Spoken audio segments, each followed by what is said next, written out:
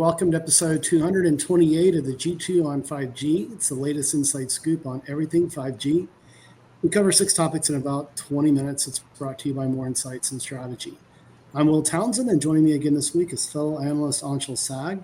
Let's get started with my first topic, and I want to talk about Trump Mobile launching a gold 5G service. But the question is it solid gold, my friend?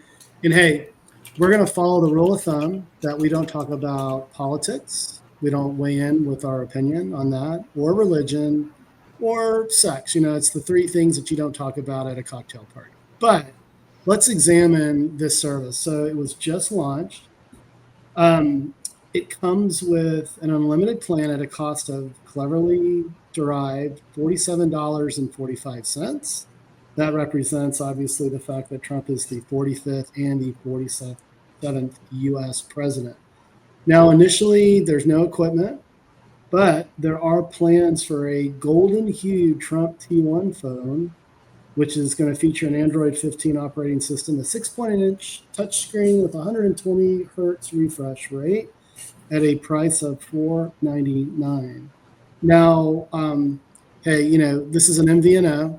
It's being supported by all 3 carriers, although the website doesn't specify who those are, but we can guess who those folks are: AT&T, T-Mobile, and Verizon. And other than that, they are touting that customer service will be based in the United States. But beyond that, there isn't a lot of substance that I see to this. So what are your non-political tinged thoughts about this? You're speechless, I know.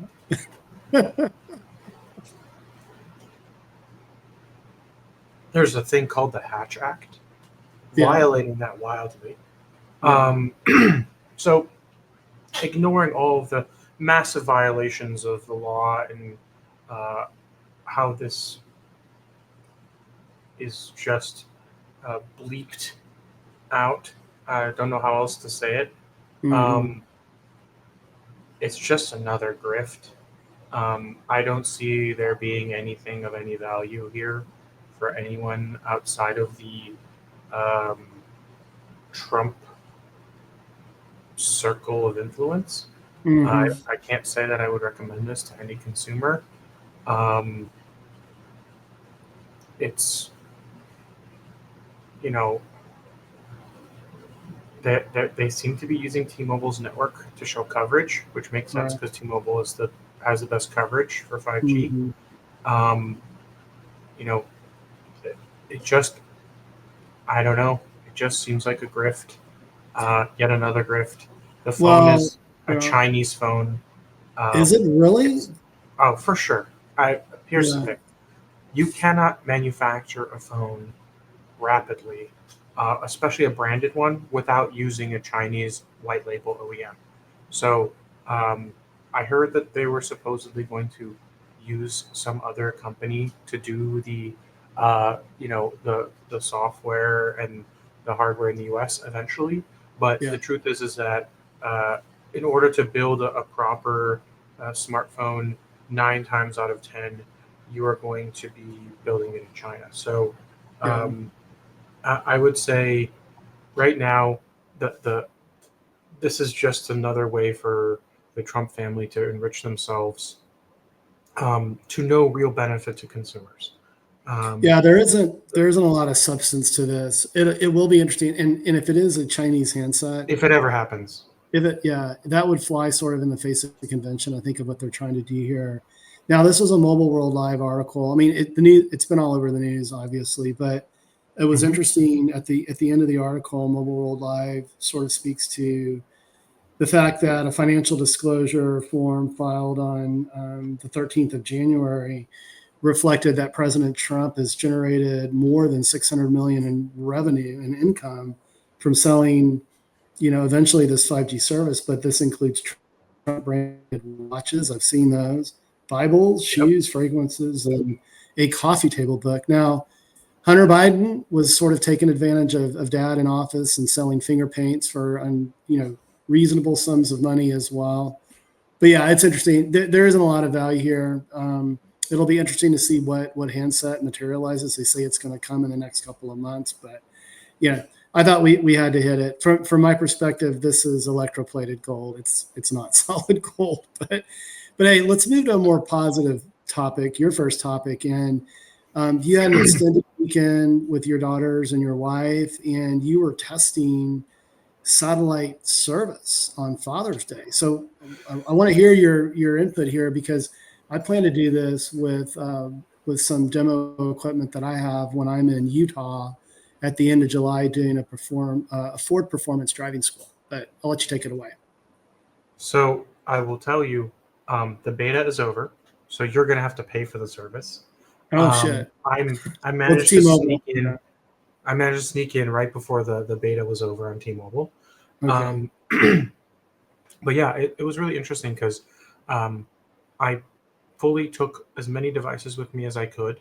I don't have a bunch of the same device, so not all of the devices actually were satellite compatible. For example, the Pixel device I had is a Pixel 9a that doesn't have satellite Mhm. connectivity, but the Pixel 9 does. So that was already a fail on my part, but also kind of a fail on their part, because I think there's not enough devices that support these satellite services yet, and it's a very Right. small number of devices, mostly the newest flagships. So that's something to consider with this whole satellite discussion, is that we need to have this in all devices, not just the flagships.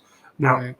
my T-Mobile experience was interesting because it automatically switched to the satellite service for me as I was driving in and out of coverage. So when I left cell coverage with T-Mobile, it told me, "Hey, you're now on T-Mobile satellite. Just enjoy messaging, and here's your service." Um, Yeah. Interestingly enough, once I got to the campsite, um, the service wasn't really working. Like, I wasn't able to send messages. I wasn't really getting messages. Then the Huh. next morning on Father's Day, I woke up to a bunch of text messages thanks to the satellite messaging, but I was not sleeping outside. I was actually in the cabin because we Yeah. rented a cabin.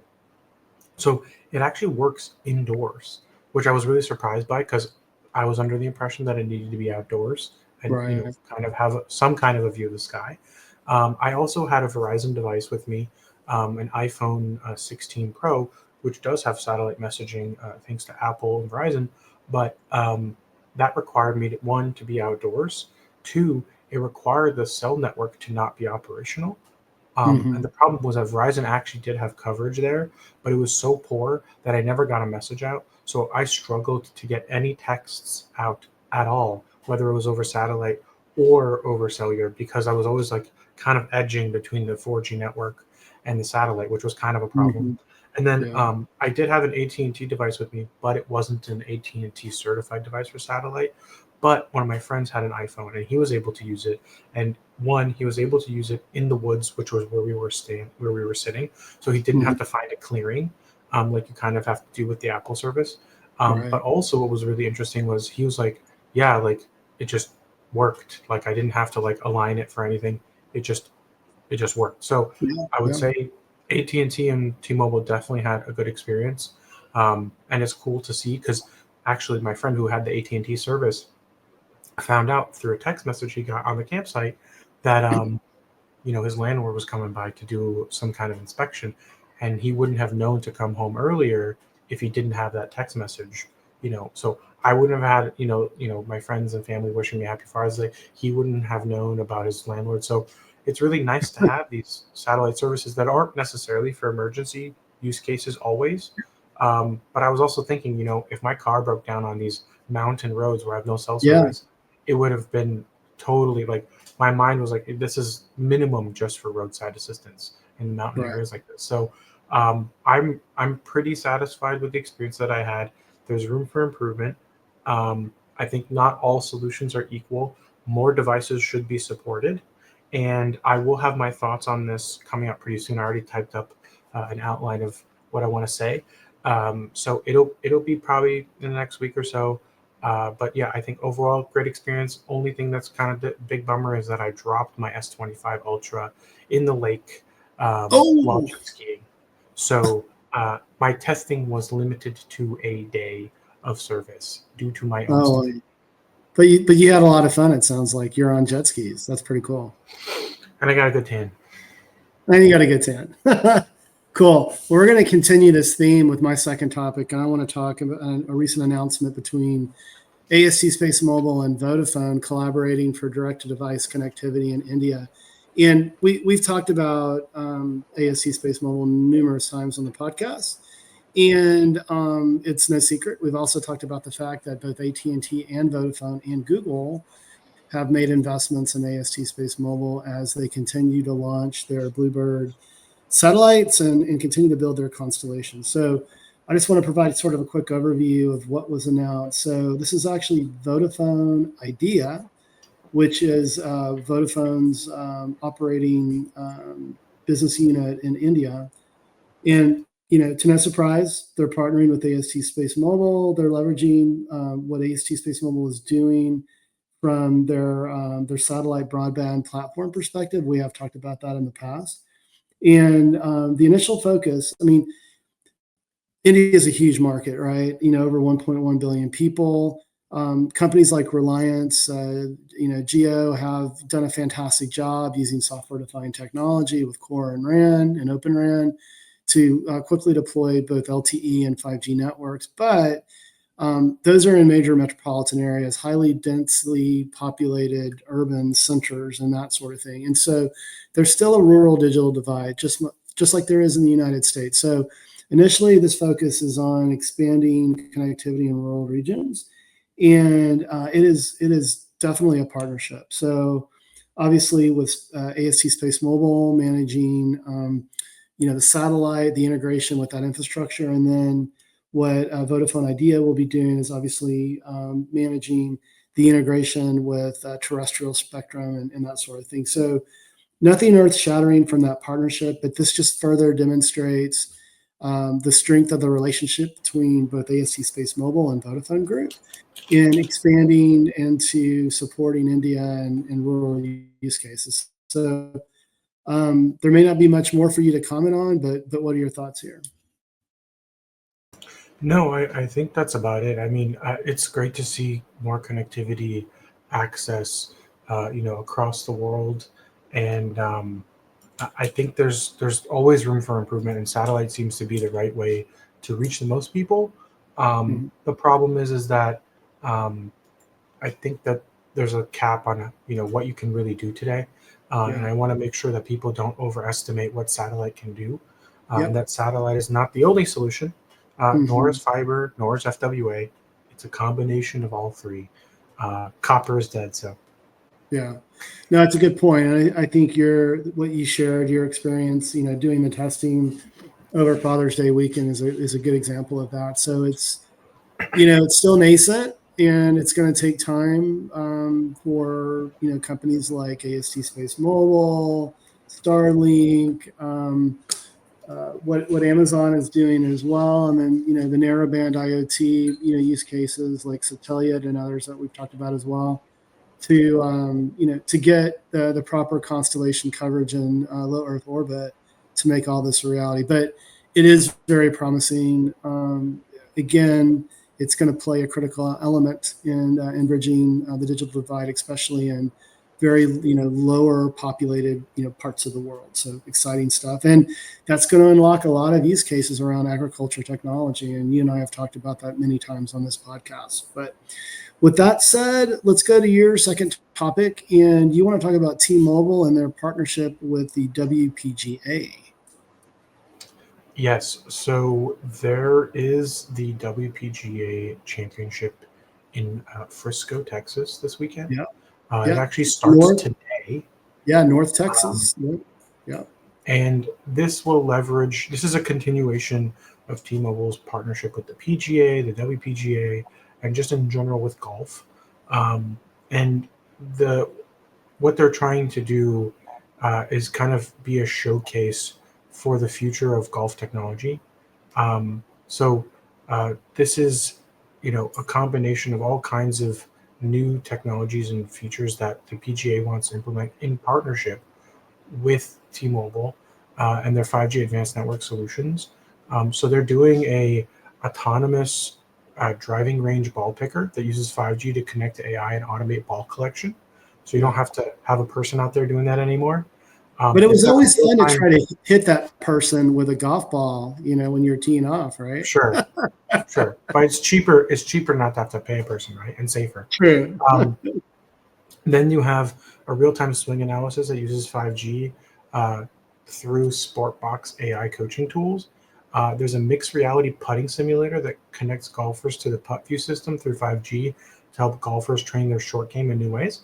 And then there's an AI-powered video highlight thanks to autonomous video system from Real Golf that uses T-Mobile's 5G to connect smart cameras that capture tee to green shots at hole 10. So there's that plus all the broadcast stuff that they're doing to enable smoother broadcasts, lower latencies.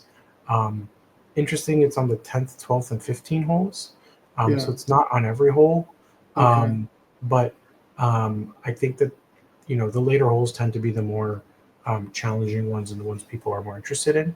Mhm. Um, but yeah, they're talking about how women's golf is growing and how enabling better broadcasts with partner in a partnership with KPMG, who's like the big sponsor, um, to kind of improve the fan experience, but also improve the broadcast. And I think T-Mobile is really leaning in on golf as a sport that Yeah. they enable.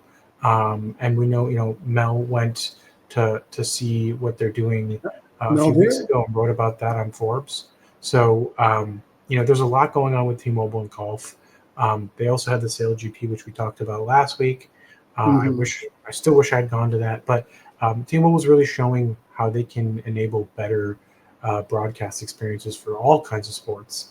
Yeah. Obviously they're not as closely tied to like the NFL as Verizon is, or the NHL as Verizon is, but everybody's got to pick their leagues and their sports. Yeah. And T-Mobile also has a lot of stuff on F1. So it's really exciting to see growing leagues and new technologies enabling that growth with T-Mobile. Yeah. So I think they're purposely picking things like F1 and golf, and here's why I think they are. So when you look at the NFL and you look at the NBA and you look at the NHL, typically these are in venues or Major League Baseball. These are in venues that already have the requisite infrastructure in place, right? Wi-Fi, fiber, that sort of thing. And so, but when you contrast that with golf, with F1, with NASCAR, what ends up happening is some of those venues do have infrastructure, but a lot of them do not. Like Circuit of the Americas in Austin has fiber infrastructure. They built not a private network, but they've invested in in RAN and that sort of thing. But in a lot of for the WPGA and the PGA, these are at country clubs that don't have the requisite networking infrastructure. And so this is where I think 5G really shines. So that's my hypothesis there. That's why I believe T-Mobile is being selected. But let me ask you a question. You may not have dug deep enough into this particular announcement to answer the question. And I don't mean to put you on the spot, but I did read in the announcement that there were some new sort of unique broadcast capabilities that they're planning to showcase in Frisco over the weekend. I mean, did you pick up on anything that was sort of net new relative to what they've already been doing with the PGA? Yeah, they said it'll be advanced T stats like ball speed, shot apex, and distance in the live broadcast. Okay, So they'll have real time data got it. and be able to demonstrate that on the broadcast as opposed to, you know, in the past or as a replay, which is kind of cool. That is cool. Okay, cool. Yeah, I didn't catch that, so I appreciate you clarifying that. Cool. Well, hey, let's go hit my third and final topic quickly, and I want to talk about Nokia. And they dropped an announcement yesterday around their launch of an autonomous network fabric and what they think it can do to help customers accelerate network automation. So let me back up a little bit. So I've been spending a lot of time with Nokia. I think I've spoken about this possibly on other podcasts, but they commissioned the firm and myself to examine what they're doing with their autonomous networks platform. And so the result of that was a paper that you can find on the More Insights and Strategy website. There were also 2 follow-up analyst insights where I went a little bit deeper. I believe one was within sort of what they're doing for security, and the second, I believe, was automation. But what I really like about their most recent announcement is that what they're doing is they're very focused on a fabric. And so for our viewers and listeners that aren't familiar with what fabrics are, typically a fabric, it's a network layer, but then there's integration into that layer. And primarily it's security. And you're seeing this happen with a lot of a lot of infrastructure providers. I was just at Cisco Live last week. Shameless plug for my Forbes article that posted yesterday. If you're interested in learning more about what broke at Cisco, because there was a ton of stuff that was announced around agentic AI, go read that on Forbes. But with respect to network automation, this is what agentic AI is all about. It's about agents. So it's moving from generative, which is that natural language interface co-pilot thing that I think everyone's been kicking the tires on, whether it's Grok or it's ChatGPT or whatever. It's pretty amazing, right? But the whole notion of agents and having agents, and again, this is AI. Using data to train agents to work with other agents. So, in the future, you're going to have super agents that are interfacing with other agents. That opens a whole challenge with respect to identity access management and permissioning and that sort of thing. But there are companies like Cisco's Outshift organization that are focused on the Internet of Agents. Nokia is also focused on this as well. But basically what this does is you're integrating security into the networking layer. That creates a fabric. And on top of that, you start imbuing that with agentic AI, and that can drive automation at scale. Because again, you're removing the way that I like to position it is you are removing humans from the loop, but humans are on the loop. So in other words, humans aren't managing the tasks. So allow AI to do that at speed, but be on the loop so that you can monitor that. You can ensure that it's properly within guardrails. There are also tools that allow you to do that as well from a security and a connectivity standpoint. But I really like what Nokia is doing. So they launched their autonomous network platform. It's been a year plus. Just yesterday, they're launching a fabric that should, in my mind, accelerate automation. And the final thing I'll leave our viewers and listeners with is that they do believe that by 2026, that they expect, I guess, and there wasn't a lot of detail behind this, but I guess based on current customer proof of concepts and early preview and the feedback that they're getting, they're expecting to see the adoption curve ramp pretty significantly by 2026. So do I agree with that statement? Well, what I have seen over the last several years, because I also focus on enterprise networking infrastructure, that for the longest time, network operators have wanted to monitor that. They wanted the easy button. They weren't comfortable fully automating that sort of thing. But as AI proves itself, slowly, as I speak with customers now, they're basically deploying automation to handle some of those highly repetitive, non-value added tasks. And so I believe that Nokia's ambitions are reasonable. It'll be interesting to see, what really, kind of transcends here. But on a final note, what I'll also mention too, in addition to what I mentioned with the agents and the security integration of the network layer, what Nokia is also doing is, focusing on cross-domain correlated data products, telco-trained models, both large language models, smaller language models, and machine learning. And they're also integrating security into all this. So it's pretty exciting. The whole promise of agentic AI is pretty exciting. And again, if you want to learn a little bit more about what I discovered at Cisco Live, go hit my Forbes link. But with that said, what do you think? Do you think Nokia's ambitions are going to be too aggressive here to get to this by 2026? I think that they probably will, but it's a question of whether they'll get customers, Yeah. or if it's mature enough. But I do think it's interesting that everybody has some kind of a fabric nowadays. Fabrics are sexy Fabric again. Fabric is the new the new hotness. So Yeah. I think the word fabric has lost its meaning, but Yeah. nonetheless, I do think a lot of these networks are AI accelerated, and it definitely seems like AI is at the core of everything, and Yeah. that kind of leads me into our next topic. So I'll stop Yeah. there. Yeah. No, no, that's great. Take it away, my friend. I've spoken too much.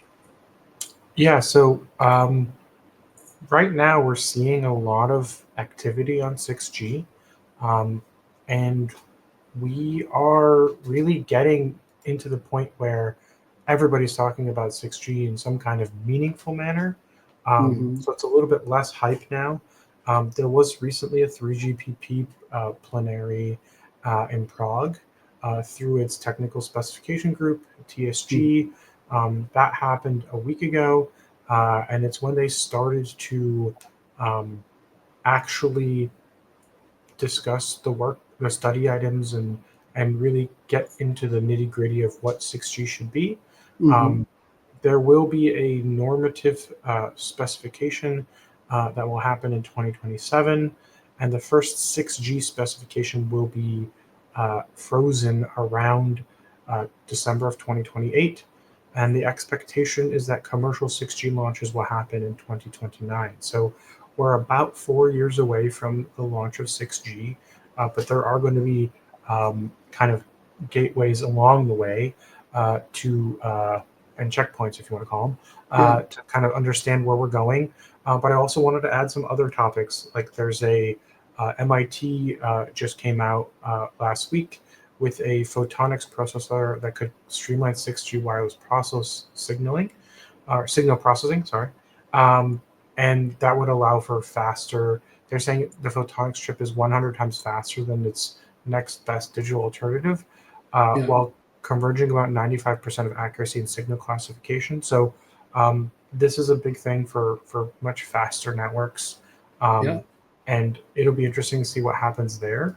Also, in addition to that, the NIST, um, which is the National Institute for Science and Technology, they're also talking about 6G and how they want to see things evolve.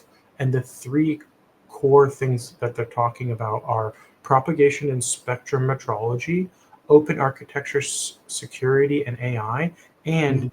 using the network as a sensor, which I think is really interesting because Yeah. um, you could use that for things like autonomous robots and drones and all kinds of things that might be able to be, you know, uh, positioned more accurately with the network through triangulation and really low latency networking, which leads me to an article that I saw yesterday, which was about China leveraging 6G as a electronic warfare weapon to jam fighter jets. So this is Interesting. a story that's been kind of spreading around the internet. Um, I don't know why they've really focused on the F-35, but they're claiming that this X band at 12 gigahertz could potentially allow for it to create false targets to confuse pilots, and that this Hmm. I think this is something that um, might be overblown a little bit, but they're talking about how um, some of these 6G capabilities could potentially jam aircraft.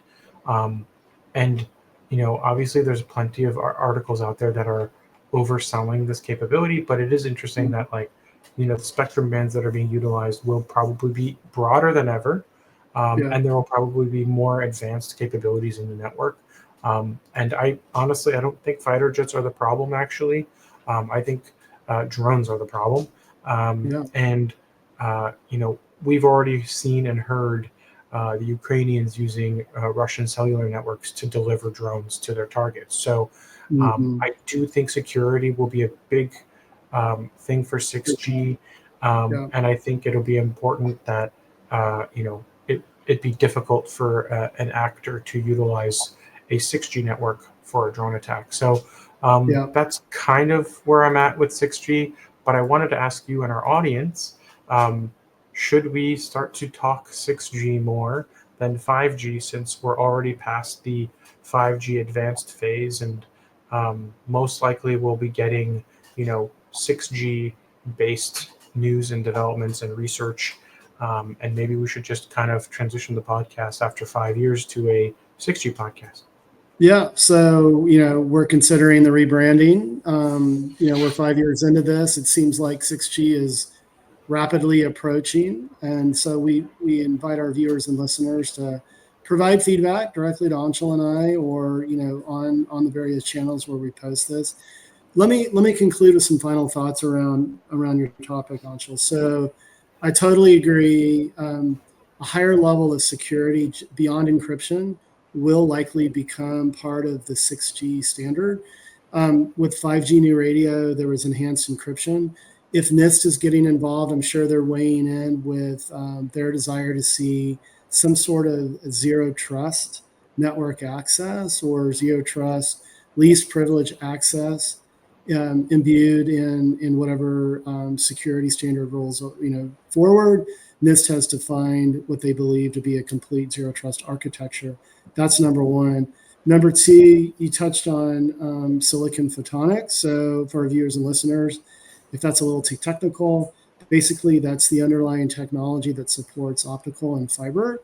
There is something called co-packaged optics that at GTC, NVIDIA has now lit a firestorm around with lots of investigations. NVIDIA is not the only one in town that can do CPO.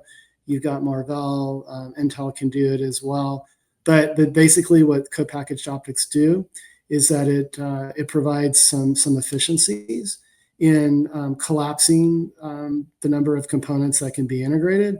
That does a couple of things. Not only does it improve the performance and the throughput and the latency, but it also reduces cost and it lowers power consumption, which is a very, very important consideration, especially when you're looking at all of these very AI-hungry workloads. So I loved your topic this week, man. So I do expect that we're going to see some zero trust security goodness in future 6G standards, as well as some evolution of photonics to lower power, improve performance, and lower costs at the same time.